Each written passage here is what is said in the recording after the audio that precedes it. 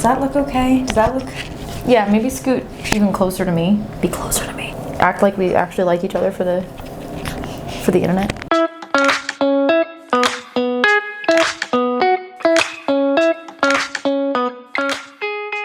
Hi witchlings, welcome back to my channel. It's me, your local chaotic witch aunt, and with me I have Olivia. Hello, the Witch of Wonderlust. I always say your name wrong. I go the Witch of Wonderlust. Oh yeah, because the actual word is spelled with an A. I prefer your version. Me too. Today we are talking about folk magic and what to do if you want to start folk magic. I tried to film this video on my own and I felt like I couldn't get it right. I needed another folk practitioner here. And Olivia is a folk practitioner. Can you tell us a little bit about what kind of folk magic you do?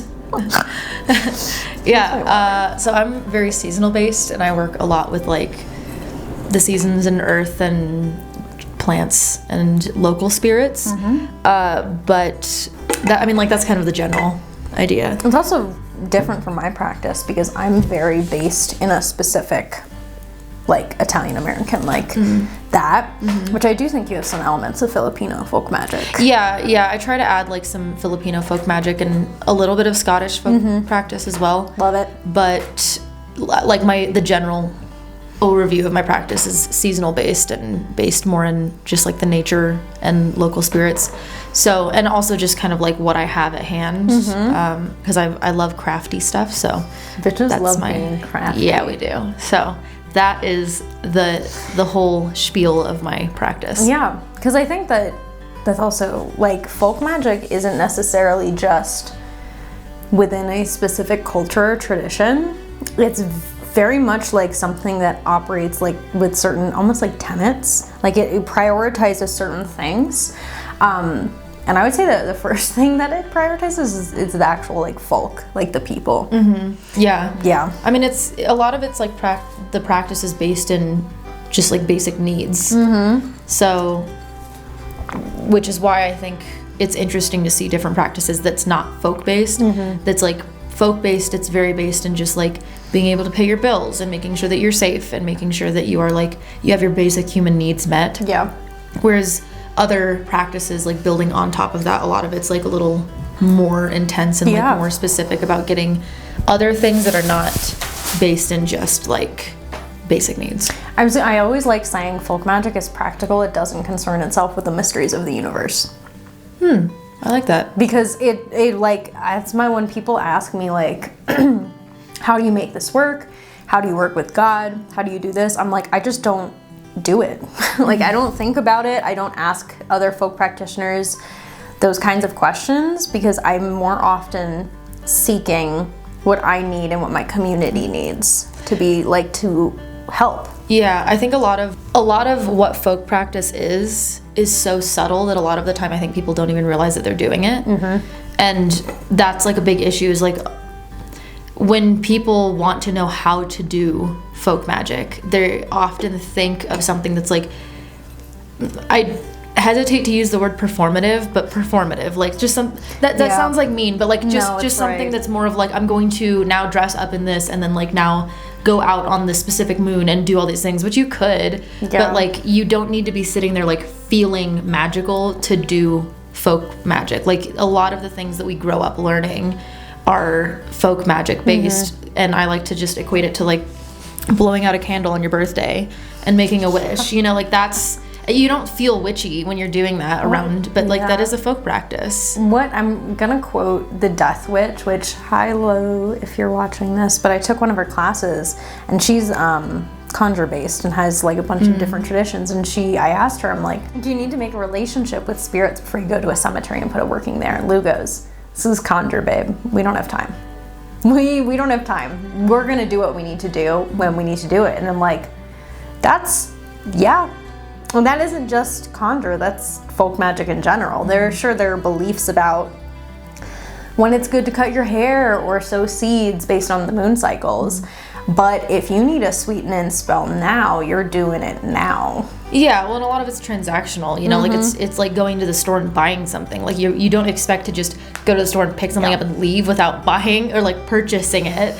So Like Yeah. that I feel like it's like you don't really need a relationship, but if you happen to gain a relationship with the owner of that store, then you probably get discounts or even like free items or something like that. So like that's why it's always good to make relationships, but it's not necessary to do magic. There are a lot of saints that I work with that I don't have a relationship with. Like, I just petition them. I don't have a relationship with them outside of that. And other than that, I have like St. Anthony and St. Mary altars like in my space. Those are the ones that I have like a long-standing relationship with. And yeah, they're 100% like, let me throw a little extra freebie in there.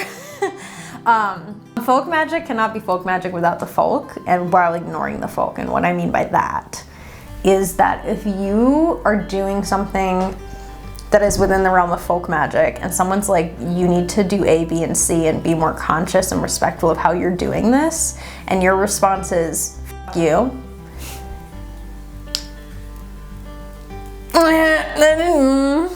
Do you have something to say? No, I agree with everything. And I think people misunderstand when I say that. They're like, well, I don't get along with these people who hold this set of problematic beliefs within my tradition. That's not what I mean, babe. That's, you can 100% say, this is problematic, this doesn't work anymore for me, I don't really believe in it, and I'm not going to subscribe to it, or I'm gonna reconstruct it and make it work for me. What you cannot do is ignore the original owners of the land you're on, because that's quickest way to get, Gonna get fucked. You're gonna get fucked up, not just by people, but by spirits at the same time. You think that they are gonna like you if you aren't respectful towards them and the people who originally like lived here? Yeah.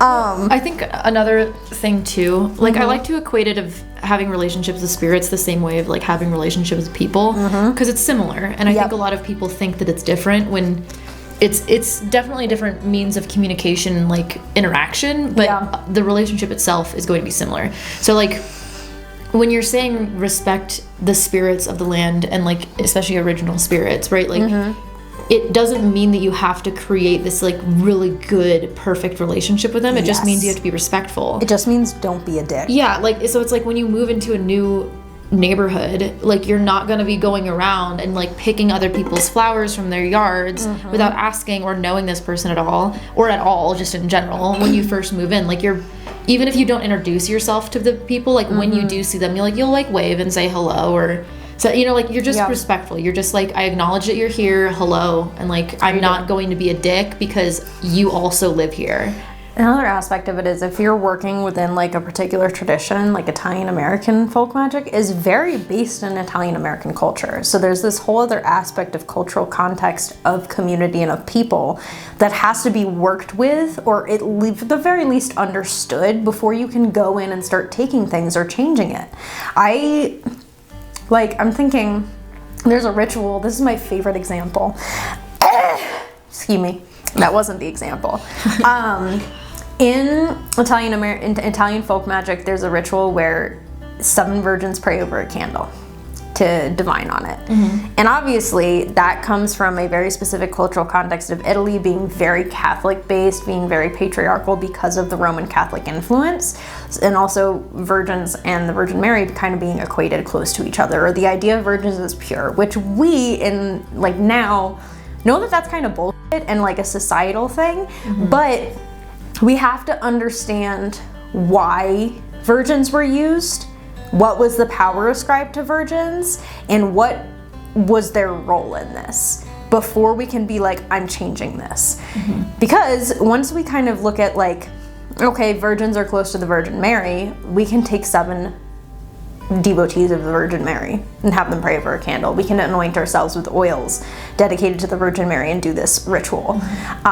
There are other things that are difficult too, like if you're walking to a church and you see an ox, it means something. I'm like, there are no ox here. So you then like...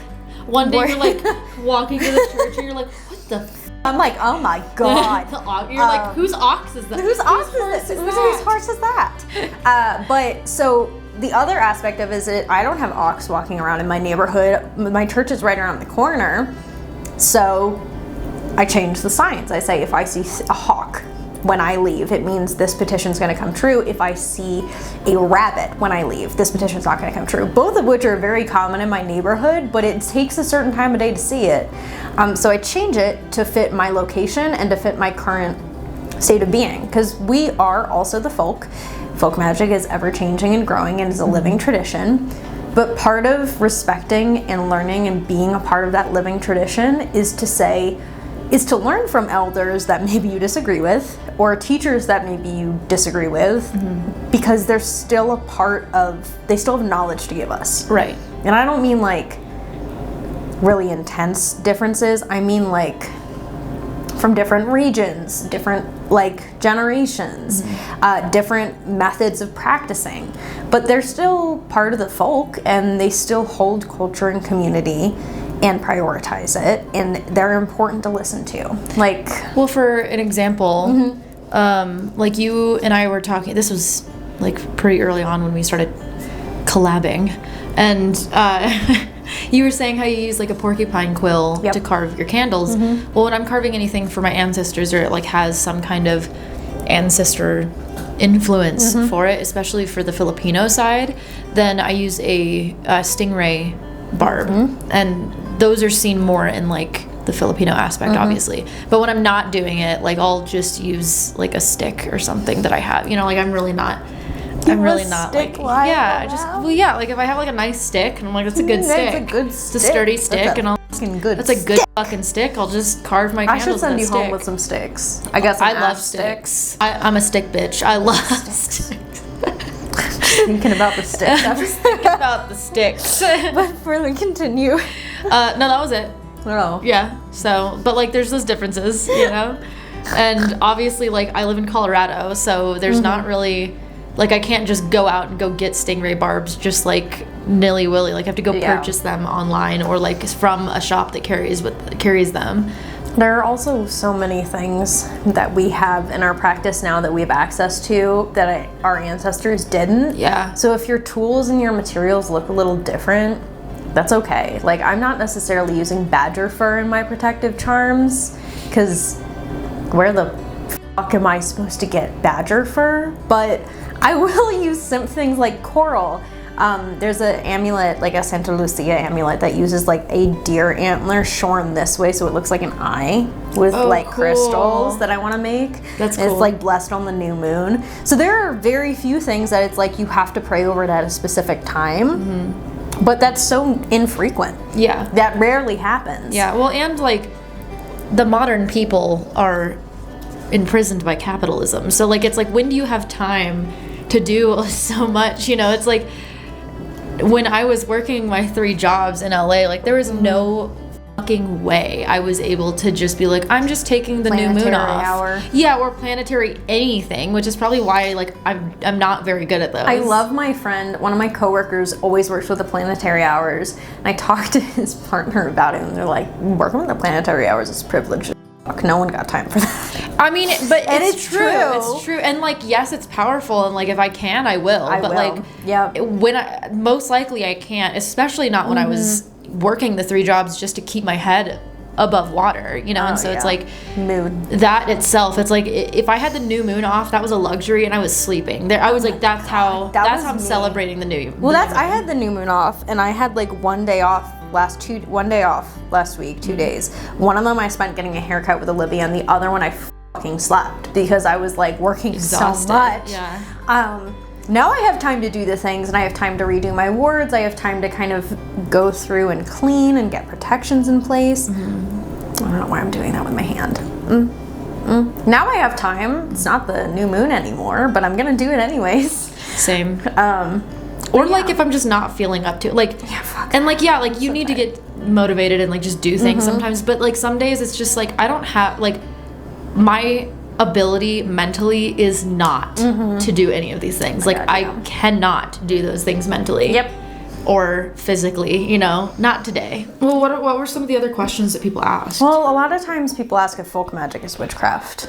And a lot of people ask if folk magic and folk Catholicism is like Catholicism always a part of folk magic. Those are the most common questions I get, apart from like, how do I start, you know? Okay.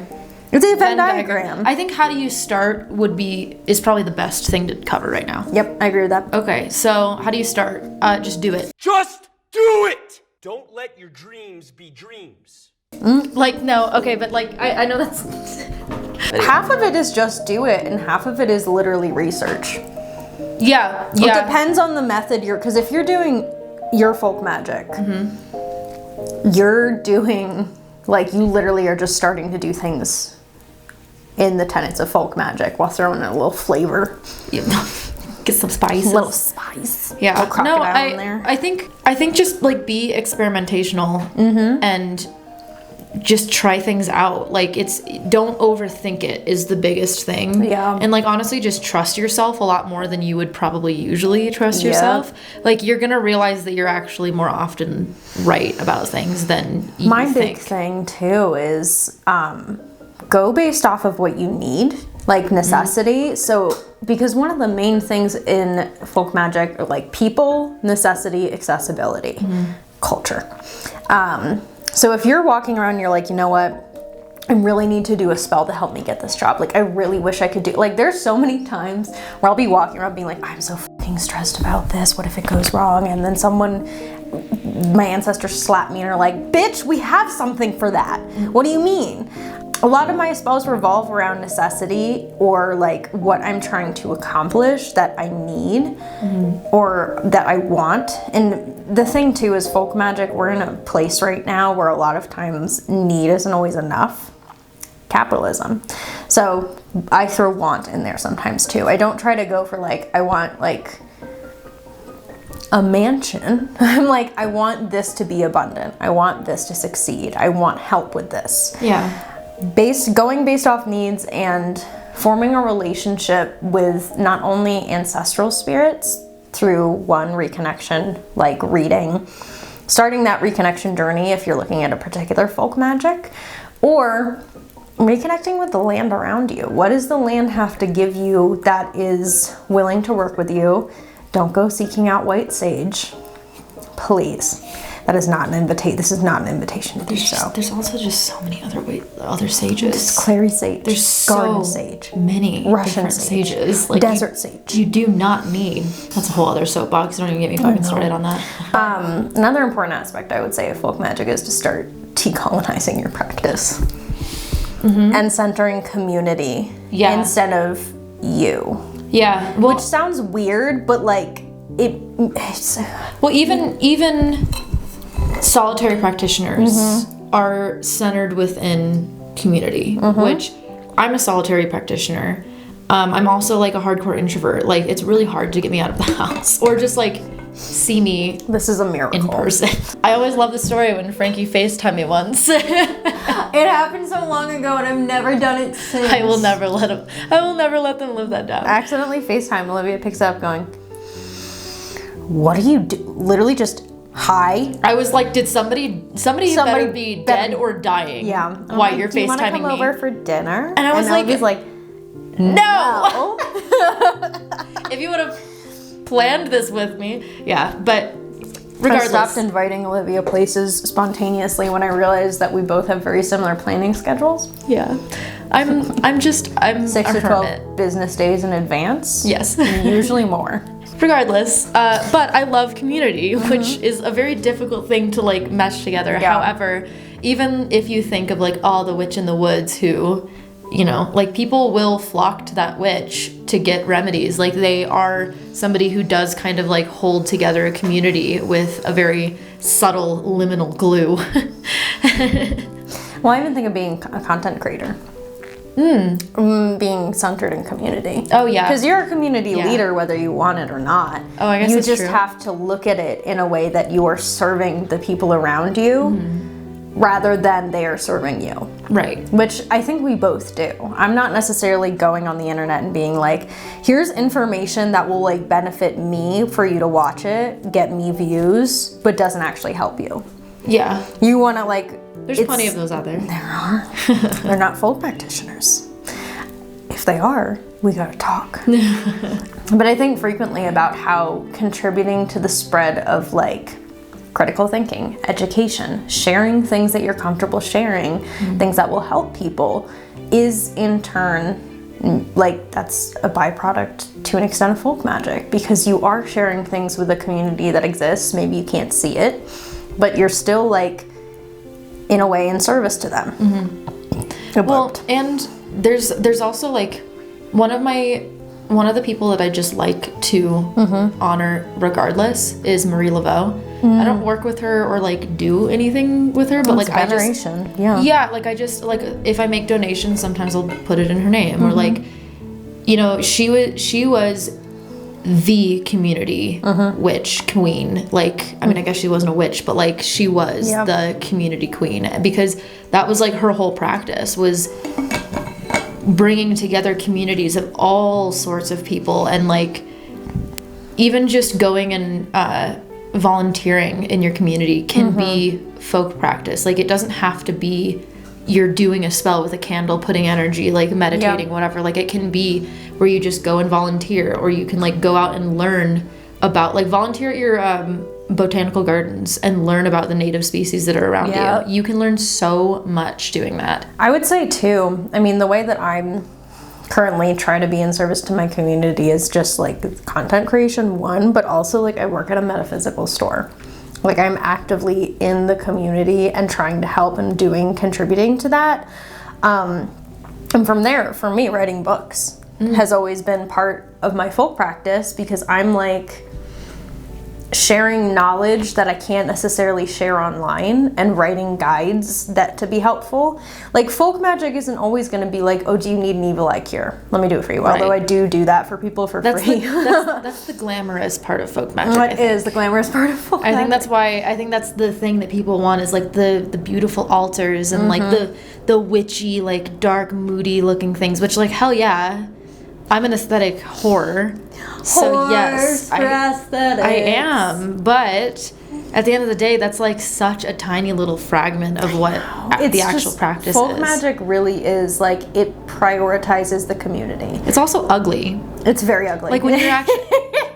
And, like, as much as I love aesthetics, like, at the end of the day, a lot of the practices are, like, even just, like, bindings or something that I do. Oh my God, like, they're my just... bindings will... They're ugly. They're not, like, pretty looking or even just, like, witchy looking of, like, wow, that's definitely a spell. It's There's, like, tin foil in my freezer. It's ugly as hell. And you'd be like, what the hell is in your freezer? And it's like, oh, I just, I'm binding somebody. Those are some chicken feet? Whatever. Some chicken feet? Yeah, so it just, like, I think this day and age especially of, like, everything's aesthetic, everything's curated. Yeah. It's, like, not as pretty as you think it is. And I don't know. I even think when people are like, how do I get started in folk magic? My response first is, like, do you know what folk magic is? And I go from there. And then if you're just, like, folk magic without a particular culture behind it, do you understand that to be a folk practitioner is to be part of a community and is to be in service to the people in the community? And that doesn't just mean community online, community there. It means your ancestors, it means your spirits, it means teachers, elders, leaders. I know, once again, saying the Death Witch literally will be like, I am a representation of my elders' teachings. I represent my elders in these spaces. And that's the thing, is because you're no longer just functioning completely solitary. You are a representation of those who have taught you and have passed things to you. Yeah. So, I mean, I guess to start, like, practical steps is figure it out. Like, right? Like, figure out, do you understand what folk practice or a folk practice looks like? And I think, honestly, like, usually I just like to throw, like, if I ever had students, I would just throw them to the sharks. I'm that kind of teacher.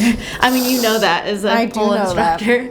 But all right, we're gonna spin around in the air several times. What? You're like, I'm tired. I'm gonna be nice today. Not feet in the air. Oh this is true. I do that every time, but they keep coming back. They love it. So yeah, I would throw them to the sharks of just, like, look, what do you need, right? Like you said, what do you need? Do you need protection? And that's a good place to start if you're like, I don't really know what I need. Just start with protection. That's a really good, like, safe place to start. Now, look what is accessible to you, something you don't need to spend a lot of money on. Protection or like luck, and then just figure out like what kind of protection, what kind of luck, and go from there. And just use what you have, because I think also being restricted in like what you can use is almost better than being overwhelmed with the things that you could. I have very specific things I use that I have to get from very specific places, and when I'm out of it, I don't replace it. Like, I work with herbs for the most part that grew in my ancestors' town in Italy. And when I'm out of rue, I don't do it. I'm like, well, can't do anything till I get rue. And I wait for that herb to get here, because it's so much a part of my practice, in the same way that like sometimes I need to get dirt from certain places. If I run out of that dirt, I gotta wait to go get more. I'm curious about what you have to say then, because a lot of folk practices like use what you have, right? And then like you can use substitutes. Oh, you can use substitutes. 100%. However, again, I like to equate it to talking to people. It's like, no, this is just the best way I've been able to like equate it to that people understand, of like, okay, if you know that you're gonna like confide in somebody, you know exactly which friend you're going to do. Like, right, like you're gonna go to this specific friend because you know that they'll have advice for you, whereas the other friend is probably just gonna be like, that sucks, buddy. Tell me, but that's garlic. Right, but like, garlic. Garlic and Michael go, that's rough, buddy. And I'm like, But at the end of the day, like, sometimes that's what you need. Yeah. Like, sometimes you don't want advice, and you don't want somebody to be like, this is what I would do, this is what my advice for you. Like, sometimes you just want somebody to be like, yeah, that fucking sucks. When you work with spirits and plants, you get to the point where you're like, I know exactly which plant to use for this. Because you get to know them. Because you get to know them. And that's another part of, like, animism is intrinsic to folk magic. You can't be in folk magic without recognizing the spirit of everything around you. Yeah.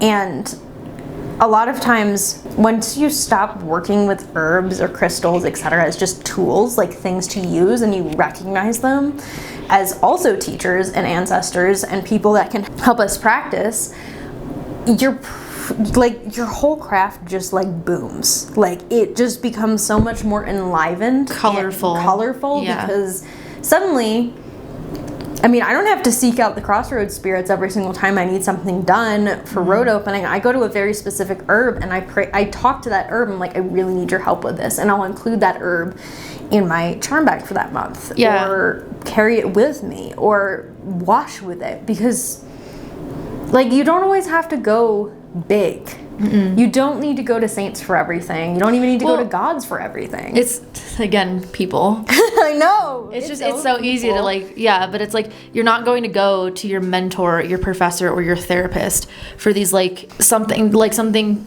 like a tiff that you had at work. Yeah. Right? Like, you're like a little irritated and you're like, oh my God, this is a problem, but like, I just want to vent about it and like talk shit so I feel better. But you're not going to go to the professor and be like, this is a problem, just because somebody like was cheating off your paper or whatever, you know, but like, you are going to maybe go to a friend, you're like, this is a problem, and they're like, yeah, fuck that person.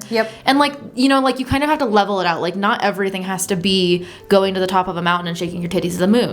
Big ass. Like, it doesn't always have to be like that. It can just be going in your backyard and like shaking your titties at the tree.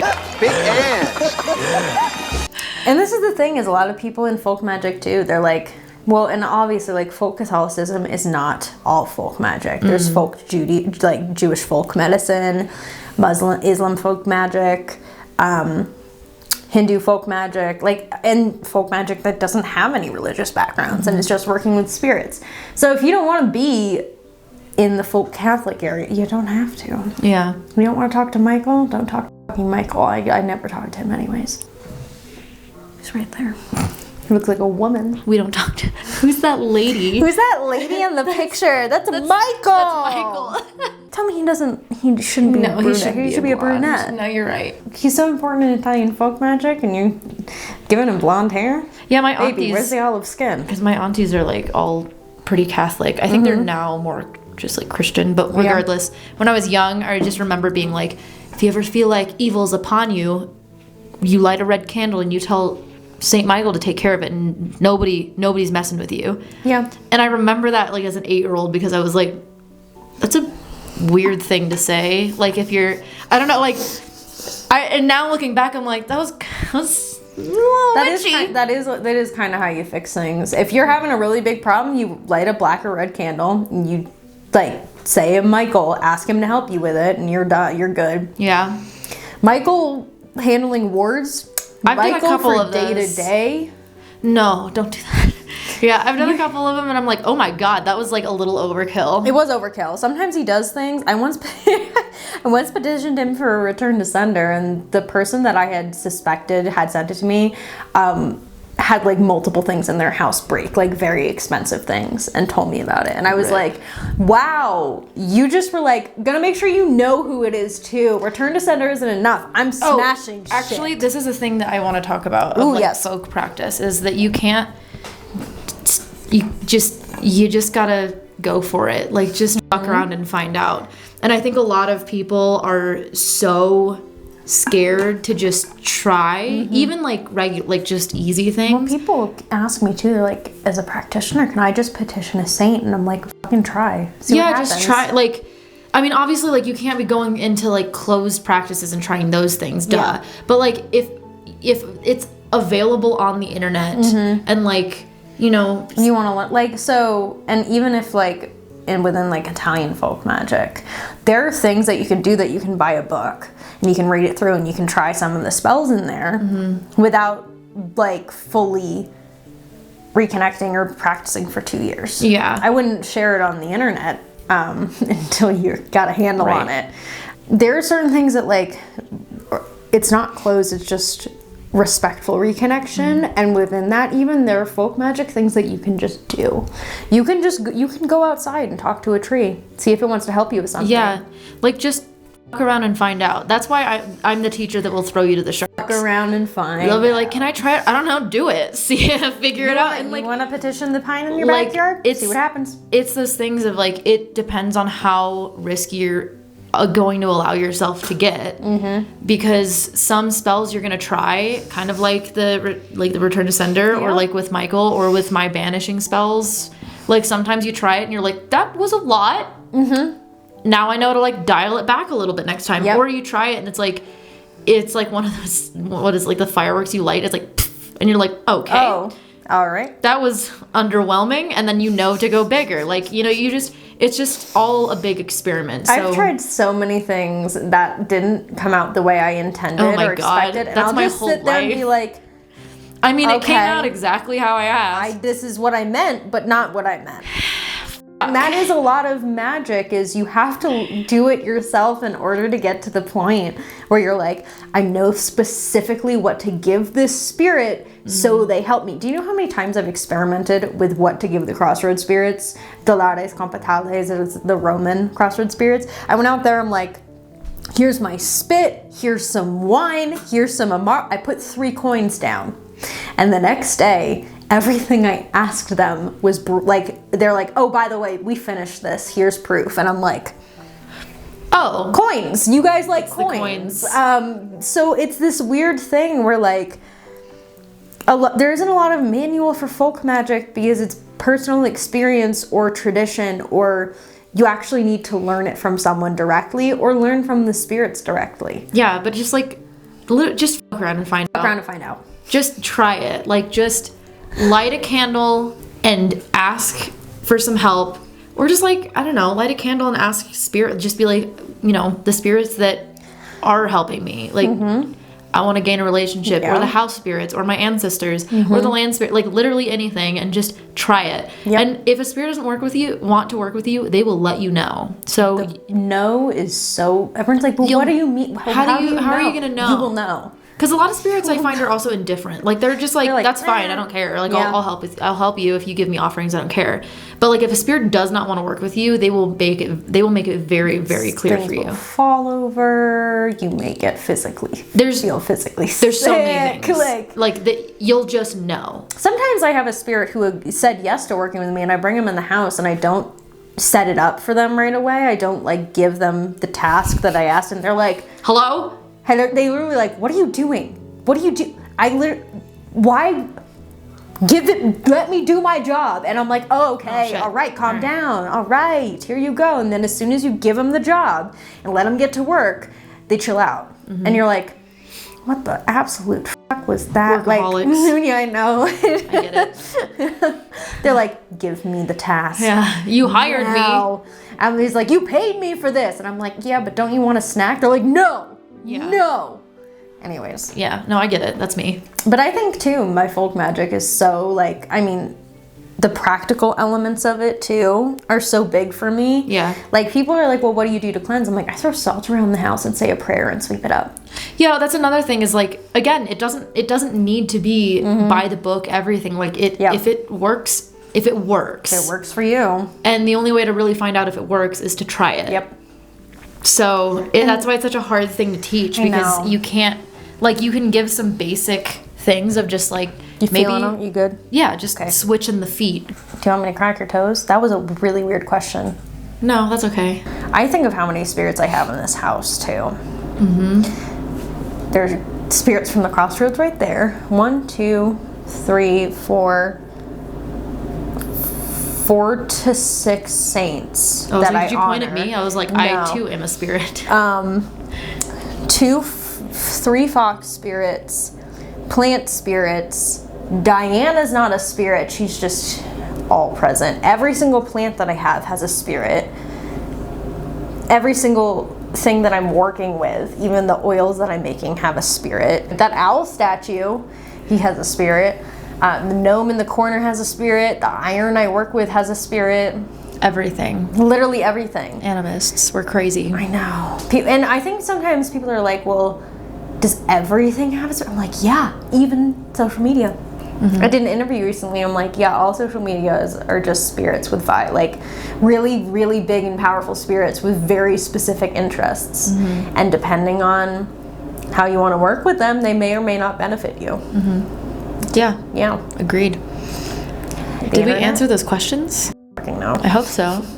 Well, I think that us talking about how folk magic works and operates in our lives and the major kind of tenets of it will help people realize, like, oh, this isn't a giant thing. Like, there's definitely, and I'm going to emphasize that if you're trying to connect with a very particular folk magic, like German, Italian, etc., the reconnection process is a really important part of that. And that's not just reconnecting with ancestors, that's reconnecting with culture and reconnecting with removing the assimilation that has happened. But I think a good, like, really easy just introduction before you even try that is just like walking around and finding out, but like being like a house witch, if you want to like label it, you know, just like you don't need to have a religion that you're behind or like a specific thing that you're believing in, or like magic isn't a religion. Well, I mean, like it's like a tradition. Catholic, like or like working with saints or deities. Like you don't need to have any of that. Like you can just cleanse your home and like make sure that your spirits in your home are happy and just focus on that. Start there. And even if you never decide to like grow out of that piece and that's where you're happy, like that's okay. I think it's like you can be a practitioner where it's like, I just want to have a very warm and inviting and comfortable protected home and make sure that all my needs are met and a little then some, and that's where my practice is. It's like you don't need to be trying to get filthy rich or like, you know, like there's this weird thing of like go big or go home, and in reality it's like just live your life and like make sure that your practice enriches your life, and that's all that it really needs to be there for. Yeah, I also argue that your practice should enrich the lives of your spirits and the people around you too. Yeah. Because I think that's like, for me, it's so intrinsic to me to make my ancestors proud or to do things that make them happy and to follow in their footsteps. We have just access, and like we're in situations that they could have never been in. I know, and that's why I'm like, I gotta teach people about this shit. Yeah, I gotta be out there doing my part. You looking at the bird too? I am looking at the bird. Both of us are like bird, Burby. Anyway, I feel like we have like 30-40 minutes of us talking about it. Yeah, we do. If you have specific questions, leave them in the comments. We'll try to answer them, or I will, or both of us will. But we'll see. I also did a vlog with Olivia that is for Patreons only, and you can see us thrifting and getting coffee and just having a nice, good old conversation. And that is available at the Ruda tier on my Patreon, and it'll be linked. So yeah, if you want, you can head over to my Patreon and subscribe for that content. If not, free content is here. Where can we find you? Here on YouTube. Okay. Here this video, but on YouTube, Witch of Wonderlust, and Instagram, Witch of Wonderlust. TikTok if you like posting, but don't go there. That one's the Wanderlust Witch. Wonderlust. Yeah. I always cannot find you on TikTok. Thank you so much for watching this video. If you want, you can subscribe, comment, turn the bell on, leave all the YouTube stuff. Yeah, I don't know. Remember to drink water and have an amazing rest of your day. Siate benedetti. Ooh! Make sure to smash that like button.